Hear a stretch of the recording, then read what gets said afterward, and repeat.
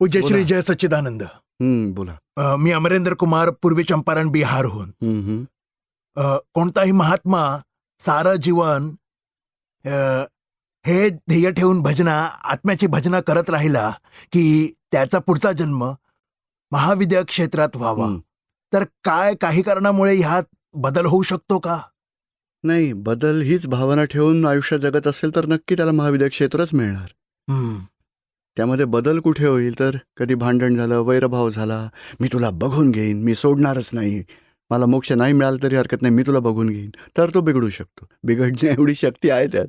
पण बिघडूच द्यायचं नाही आहे बाबा. तू कितीही शिव्या दे, मार रे, वैर वसूल कर, पण मला वैर नाही बांधायचं. मला सुटायचं आहे, माझा हिशोब पूर्ण करायचा, समभावाने निकाल करायचा आहे.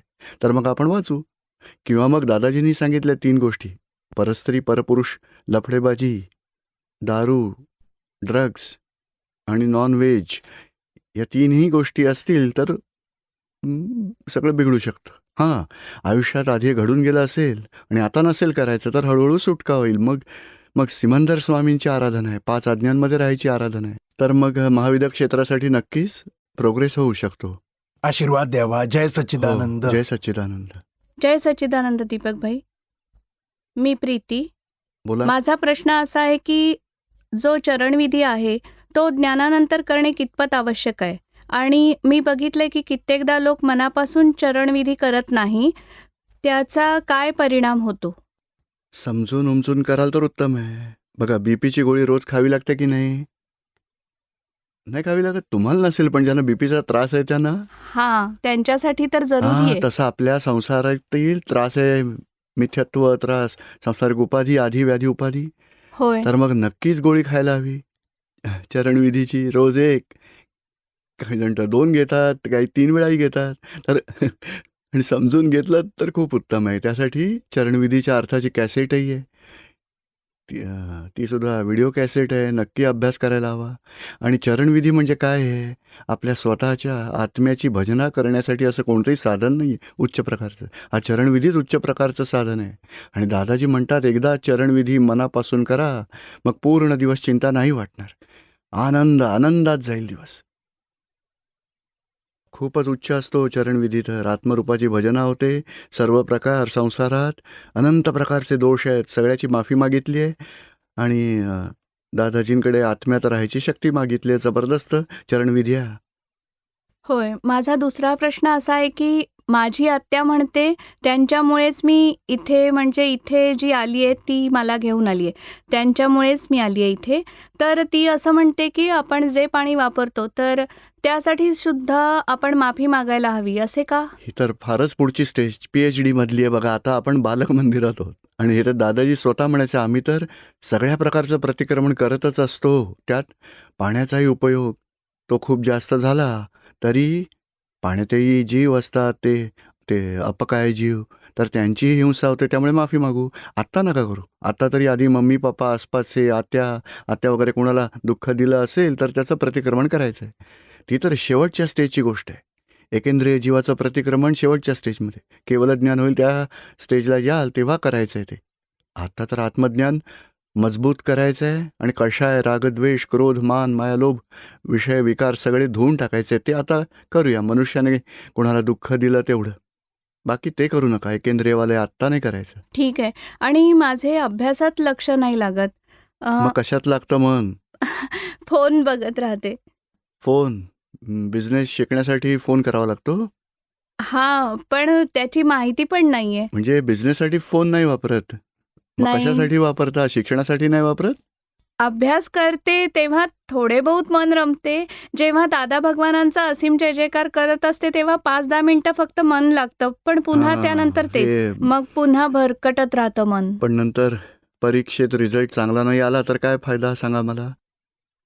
म्हणून जरा हां, बरोबर. 1.5 महिना कमी करायचं. हे सोशल मीडिया, फर्स्ट क्लास अभ्यास करायचा. 1.5-2 महिने चांगला अभ्यास करा, मग पुढचंही शिक्षण घ्या तुम्ही. प्रत्येक वर्षी आपण पुढचं म्हणजे आपण आपला अभ्यास पूर्ण करून वरचे येतेच जायला हवं. एवढा छान अभ्यास करायचा आहे आपण. ठीक आहे. हां, मी राजेश कुमार बोलतोय. बोला. दीपक भाईजी जय सच्चिदानंद. जय सच्चिदानंद. माझं हे आयुष्य दीपक भाईजी पुण्यकर्माच्या भाग्याने ब्रह्मचार्याचे मिळालंय. खूप छान. आता मला मोक्षासाठी आणखी किती अवतार घ्यावे लागतील? 5 आज्ञा 70% एवढ्या वापराल तर 1 अवतार मिळेल. इथून महाविद्य क्षेत्र, तिथून मोक्ष. आणि जेवढं दादाजी म्हणतात ना 50%, 50% वापराल तर दोन अवतार होतील. 40% वापराल तर 3 अवतार होतील. 5 आज्ञा जेवढ्या 70% गेलात तर 1 अवतारच नक्की बाकी उरेल. हा हा समजलं आता तुम्हाला? हा. जय जय सच्चिदानंद. सच्चिदानंद. दिव्या जयस्वाल. आपल्या सगळ्या गोष्टी तर हे काय लिहिलंय? आपल्या साऱ्या गोष्टी तर सत्संगातून कळतातच. मी बघते, विचार करते की आता हे मी फॉलो करावे, पण सत्संग संपल्यावर सर्व काही विसरून जाते, फॉलो नाही करू शकत. हरकत नाही, चरणविधी आहे ना, त्यात सगळं लिहिलं आहे. नमस्कार विधी, 9 कलम आहेत. नंतर कोणाशी काही बोलायचं असेल तर बोलण्याआधीचा विधी आहे, वाणी बोलण्याआधीचा विधी आहे. नंतर वेगळेपणाच्या जागृतीसाठीशी चाव्या सांगितल्या आहेत, प्रतिक्रमणासाठी चाव्या आहेत, तेवढ्या फॉलो करा. जास्त वेळ असेल तर मग दादाजींची काही पुस्तकं आहेत छोटी, ॲडजस्ट एव्हरीवेअर, टकराव टाळा, लहान लहान पुस्तकं वाचा. 20, 25, 40 पानांचं पुस्तक बघा, ते 5-10 पानं वाचायची, त्यातल्या चाव्या लिहून काढायच्या, एक डायरी बनवायची, चांगली चांगली वाक्य लिहायची, अभ्यास करायचा. होय. आणि आणि दुसरे जर कोणाला दुःख दिलं गेलं तर प्रतिक्रमण करून घ्यायचं, एवढी सुरुवात तर करा. दुसरा प्रश्न हा आहे की जर आपल्याबरोबर कोणी वाईट वागत असेल आणि खूप मोठी चूक करत असेल आणि आपण त्याला काही म्हणत नाही, माफ करतो, पण मग काय त्याची शिक्षा त्याला नाही मिळणार? ती तर त्याचा विचार करायची गरज नाही, कारण आपल्याला हे कळत आहे की हे निमित्त आहे. समजा झाडाची एखादी गोष्ट, फांदी आपल्या अंगावर पडली तर त्याला शिक्षा देणार का आपण, का माफ करणार आपण? माफ करून टाकायचं. आपलं जो भोगतोय त्याची चूक समजून सॉल्युशन काढायचं, झाला तो न्याय, कोणाचाही दोष नाहीये. मग आपण सुटलो, त्याचं जे व्हायचं ते होईल. हो. असं तर मनातून वाटत राहील की त्याला शिक्षा मिळायलाच हवी, मला त्रास देतोय म्हणून. अशी सुडाची भावना नाही ठेवायची. आपल्याला तो सूड घ्यायचाच नाहीये. आपलंच कर्म आपल्याला फळ देत आहे, कोणाचाही दोष नाही. तो तर निमित्त आहे बिचारा, निमित्ताला काय गुन्हेगार ठरवणार? समजतंय का आता तुम्हाला? होय. आणि सम्यक बुद्धी म्हणजे काय? ही सम्यक बुद्धी म्हणजे कोणतीही निगेटिव्हिटी यात कधीच नसते. पॉझिटिव्हिटी कायम असते, ती सम्यक बुद्धी. निगेटिव्ह बुद्धी म्हणजे काय तर स्वतःचे नुकसान करतो, समोरच्याचंही नुकसान करतो, ती निगेटिव्ह बुद्धी. आणि सम्यक बुद्धी म्हणजे कोणी अटॅक केला, कोणी अपमान केला, कोणी नुकसान केलं तरी पॉझिटिव्ह, उलटवार नाही करणार. विपरीत बुद्धी आणि सम्यक बुद्धी. सम्यक म्हणजे आत्म्याच्या प्रती मदत करणारी बुद्धी आहे, मोक्षमार्गावर मदतनीस ठरणारी, पॉझिटिव्हिटीतून वर नेणारी. होय. माझ्यात जागृती नाही राहू शकत. एवढंच पहा, कोणाला दुःख दिलं गेलं तर त्याची माफी मागा, त्यामुळे खूप मोठी जागृती सुरू होईल. दुःख दिलं जातं का तुमच्या व्यवहाराने कोणाला? होय, सर्वांना. कधी महिन्यातून 1-2 वेळा? नाही, मी कायमच दुःख देत असते. पूर्ण दिवसातून 2-3 वेळा? माझ्यामुळे सर्वांना त्रास होत असतो, हा, तर घरात आणि बाहेर, कोणत्या प्रत्येक बाबतीत ठिकाणी. जास्त खर्च करता का तुम्ही? नाही, मी फारच कडवटपणे बोलते. मग त्यामुळे आता तुम्ही काय नाव आहे तुमचं? मग दिव्या दिव्याकडून जयस्वाल. प्रतिक्रमण करून घ्या. दिव्या, 9 कलम म्हण, दिवसातून 4 वेळा. शक्ती मागा, हे दादा भगवान माझ्या वाणीने कोणाला दुःख होऊ नये, झालंच तर त्यासाठी माफी मागते मी. बघा, खूप बदल होईल थोड्या दिवसात. हो तुम्हाला आवडेल असं करायला, हो. प्रतिक्रमण करणं? इथे मग जेव्हापासून सत्संग ऐकते मला खूप जास्त आवडतं हे सगळं. यामुळे खूप शांती वाढेल आणि आसपासच्या लोकांनाही शांती मिळेल. कोणालाही दुःख देऊन आपण कधीच सुखी होऊ नाही शकत, आणि मनमानी केल्यामुळे सगळेच त्रासतील, आपणही दुःखी होऊ. कधी आपल्या हिशोबात असेल ते आपल्याला मिळणार आहे. आपण का कोणाला त्रास देऊन ते बळकावून घ्यायचं, सांगा मला? कोणालाही दुःख नाही द्यायचं. जय सच्चिदानंद. जय सच्चिदानंद. दीपक भाई बोला. दीपक कुमार डाल्टनगंजहून, पलामू, झारखंडहून बोलतोय. बोला. पूज्यश्री, घरात जी आपण साफसफाई करतो त्यात अनेक जीवांची हिंसा होते, मग त्यातून कसं वाचायचं पूज्यश्री? त्यासाठी आधी झुरळं असतील, किडे कीटक असतील, सगळे किडे असतील तर झाडू मारून साफ करून टाका, आणि नंतर पुसून घ्या स्वच्छ, आणि स्वच्छता नीट बाळगा. घरामध्ये जर काही घाण साठली तर त्यातून असे किडे मग तयार होतात. आणि खाल्ल्यावरही बघा, नीट जर साफ नाही केलं तर किडे मुंग्या वाढत जातात. म्हणून स्वच्छता आधीच जास्त करायची आणि नंतर जेव्हा किडे मुंग्या वाढत जातील तेव्हा साफसफाई करण्याआधी तशा वस्तू बाहेर ठेवून द्या. नंतर त्या पाण्याने सगळं धुवून टाका, चांगल्या प्रकारे पुसून ठेवा सगळं, मग कमी होतील किडे. आणि तिसरा उपाय हा आहे की किडे मुंग्या वाढल्या तर शुद्धात्म्याला प्रार्थना करा की शुद्धात्मा भगवान, एवढं मोठं जग आहे, बाहेर खा प्या आराम करा, पण आमच्या घरात कोणाला त्रास नका देऊ. आम्ही तुमची हिंसा करू इच्छित नाही. तुम्ही बाहेर जाऊन मग आरामात राहू शकता. मग काही दिवसात जातील. कोणी मरण्यासाठी तर आपल्याकडे नाही येणार. म्हणजे भावना चांगली ठेवायला हवी. चांगली ठेवायला हवी आणि साफसफाई चांगली करायला हवी. बरं. जर 2-2 महिने कचरा उचललाच नाही, कपडे, कचरा, काही न्यूजपेपर्स पडले तर तसंच ठेवणं, ते या कोपऱ्यात कागद पडले आणि त्या कोपऱ्यात स्वयंपाकघरात सुद्धा इकडे तिकडे सगळा कचरा पडला, साफसफाई कराल तर जीवजंतू नाही होणार. त्याचं म्हणजे काय, इकडे तर आर्द्रता असलेली हवा आहे, मॉइश्चर असलेली. आणि कचरा वगैरे एखाद्या कोपऱ्यात पडला असेल त्यातून लगेच जीवजंतू निर्माण होतात. पण तेच साफसफाई केली तर मग जीवजंतू उत्पन्न नाही होत. बरं. जय सच्चिदानंद. जय सच्चिदानंद. वर्तिका केसरी. दीपक भाई, कधी कधी निगेटिव्ह थॉट्स खूप येतात अभ्यासाबाबत. काय येतात? म्हणजे की जो अभ्यास करते तो बरोबर करते की नाही असे वाटते. नाही, म्हणजे ते अभ्यास तर पुस्तकातूनच करता ना. नाही, म्हणजे कधी कधी कोणतीतरी मोठी माणसं येऊन हे सांगतात की असं करा तसं करा, हे होईल ते होईल. हो, पण आपण पहिल्यापासूनच चांगला अभ्यास जर केला वर्षभर तर काहीच प्रॉब्लेम नाही येणार आपल्याला. चांगला अभ्यास करा. आणि प्रार्थना नावाचं पुस्तक आहे दादाजींचं, त्या पुस्तकात आहे प्रार्थना. सर्वोत्तम अभ्यास होऊ शकेल अशी मला शक्ती द्या. माझ्या चित्तवृत्ती अभ्यासात आणि दादा भगवानांमध्ये एकाग्र होऊ देत, अभ्यासात एकाग्रता यावी अशी शक्तीला सगळ्या प्रार्थना करा. असे म्हणजे याच्याकार 10 मिनिटं आणि अभ्यास करा. आणि मीडिया, त्या टी व्ही, मूवी, फोन सगळं मर्यादित ठेवा, अतिरेक करू नका त्याचा. अभ्यासात जास्त लक्ष द्याल तर मग खूप चांगला रिझल्ट येईल तुमचा. पण कधी कधी खूप जास्त निगेटिव्ह थॉट्स येतात. निगेटिव्ह विचार यायला लागले की 10-15 मिनिटं असे म्हणजे जयजयकार करा, दादाजींकडे शक्ती मागा, सांगा त्यांना निगेटिव्ह थॉट्स तुम्हाला समर्पित करते, मला शक्ती द्या, चांगल्या प्रकारे सिन्सिअरली मी अभ्यास करेन. दीपक भाई, शक्ती द्यावी, मी चांगल्या प्रकारे अभ्यास चांगल्या करेन. प्रकारे होईल. ठीक आहे. जय सच्चिदानंद. जय सच्चिदानंद. जय सच्चिदानंद पूज्यश्री. माझं नाव साक्षी सिंह आहे आणि मी 2018 मध्ये आपल्याकडून ज्ञान घेतलं होतं वाराणसीमध्ये आणि आपले वाराणसीमध्ये भव्य स्वागत आहे. आणि मी 2018 मध्ये ज्ञान घेतलं होतं. मग पुन्हा ज्ञान घेण्याचा कोणताही चान्स नाही मिळाला. पुन्हा त्यावेळी ज्ञान घेतलं पण माझ्यात कोणताही बदल नाही घडला. मला शुद्धात्मा कोणाच्यातही नाही दिसला आणि ज्ञानातही राहता येत नाही आणि 5 आज्ञांचं पालनही होत नाहीये. कोणाला दुःख दिलं तर प्रतिक्रमण होतं का? नाही पूज्यश्री, ते सुद्धा मग नाही सुरू होऊ करा, शकत. ते चालू करा. त्या प्रतिक्रमणाने काय होतं की कधी कोणाला दुःख दिलं गेलं, बोलण्यातून, मोठ्या आवाजातून, समजा कोणाला क्रोधाने दुःख दिलं गेलं, सगळ्याची माफी मागणं सुरू करा. रोज दिवसातून 2-4 वेळा माफी मागा. बघा, जागृती वाढेल तुमची.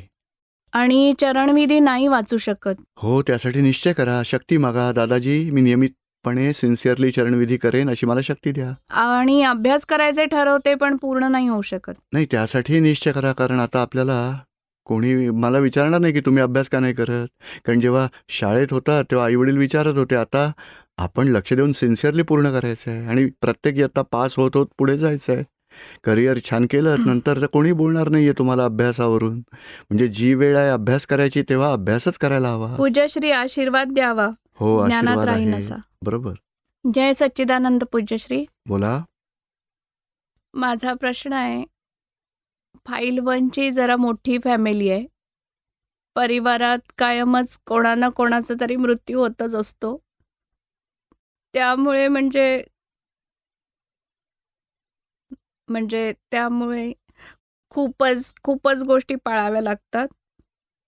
म्हणजे पूजा करायची नाही म्हणजे 1.25 महिन्यापर्यंत आणि शिवाय खूप साऱ्या गोष्टी अशाच प्रकारच्या पाळाव्या लागतात. म्हणजे ते सारे करणे बरोबर आहे का? आता जसं घरातले म्हणतायत तसं करा. नाही, ते आपण सोडू शकत नाही.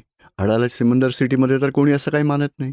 कारण हेच समजतात की जो गेला तो तर पूर्ण हिशोब पूर्ण करून गेला आहे. आता त्याच्या मागे काही करून त्याला ते पोचणार नाही आहे.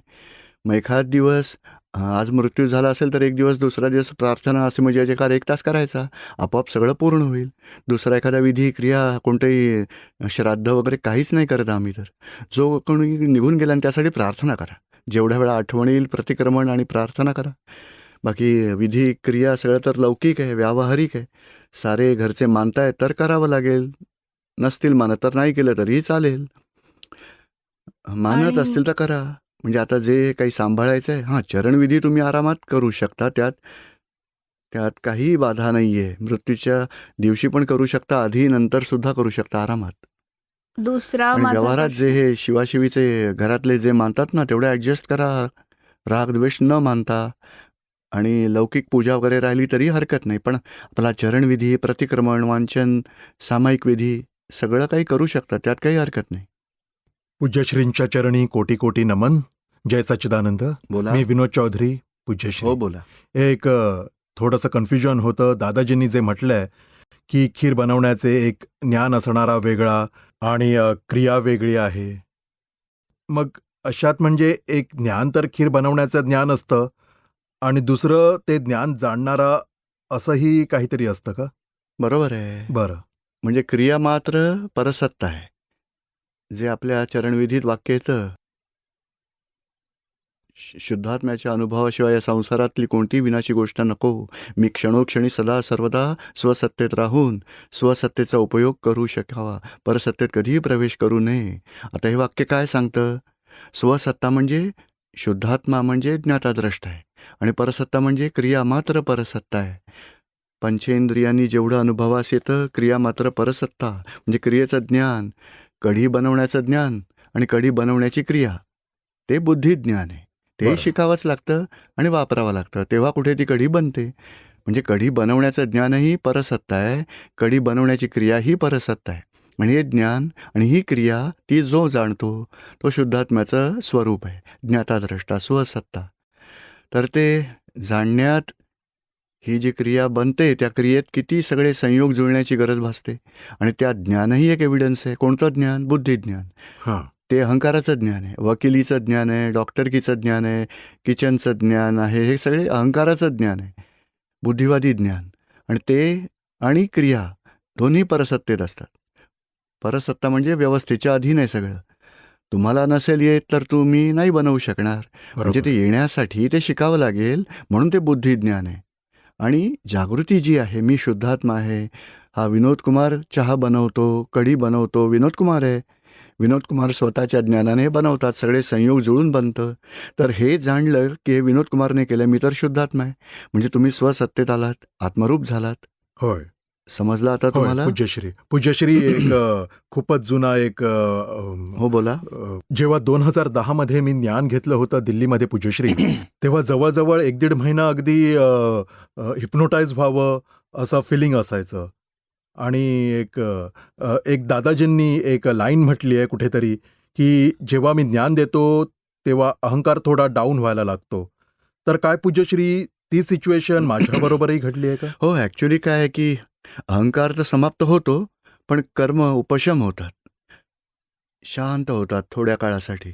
नंतर जेव्हा संयोग जुळतात तेव्हा पुन्हा प्रकट होतात. डिस्चार्ज कर्म असतात पण उपशम होतात. ज्ञानाचा प्रभाव एवढा जास्त असतो. सत्संगाच्या प्रभावाखाली राहिलात तर ज्ञानाच्या आधारे कर्म, डिस्चार्ज कर्म उपशममध्ये येतात. आणि नंतर हळूहळू संयोग जुळत जुळत प्रकट होतात आणि मग उदयास येतात. उदयास आल्यावर जागृती कमी जास्ती म्हणजे घटत राहते किंवा जास्त होत राहते. बघा, डिस्चार्ज कर्म हळूहळू समाप्त होतात, त्यामुळे अनुभवाचे अंश वाढले. तीच अनुभवाची दशा कॉन्स्टंट राहते नंतर. होय, म्हणजे नॅचरलच आहे. हे असंच होतं. 2-4 वर्ष असंच होऊ शकतं. खूप चांगलं कर्म उपशम राहतात, जागृती जोरदार राहते. नंतर हळूहळू भरलेला माल प्रकट व्हायला लागतो. मग डिस्टर्बन्स येतच राहतो. हळूहळू आपण समभावाने निकाल करत जायचा, मग परिणाम होतो. होय पूज्यश्री एक इथे येऊन मला एक अनुभव आलाय. म्हणजे मी घरी असतो तेव्हा रेग्युलरली दादांची आप्तवाणी वाचत असतो आणि त्यात जेव्हा थोडं कन्फ्युजन होतं किंवा ज्या चाव्या असतात त्याचा स्क्रीनशॉट घेतो. आणि इथे येऊन अशी माझी इच्छा होती. शिवाय आमच्या सिद्धार्थनगरमध्ये एक लोकल सत्संग सुद्धा झाला होता, तेव्हा तिकडे विचारण्याची संधी नाही मिळाली. म्हणून मी इथे आल्यावर ठरवलं की मी आपल्याशी हे शेअर करीन, काहीतरी विचारीन त्यातलं.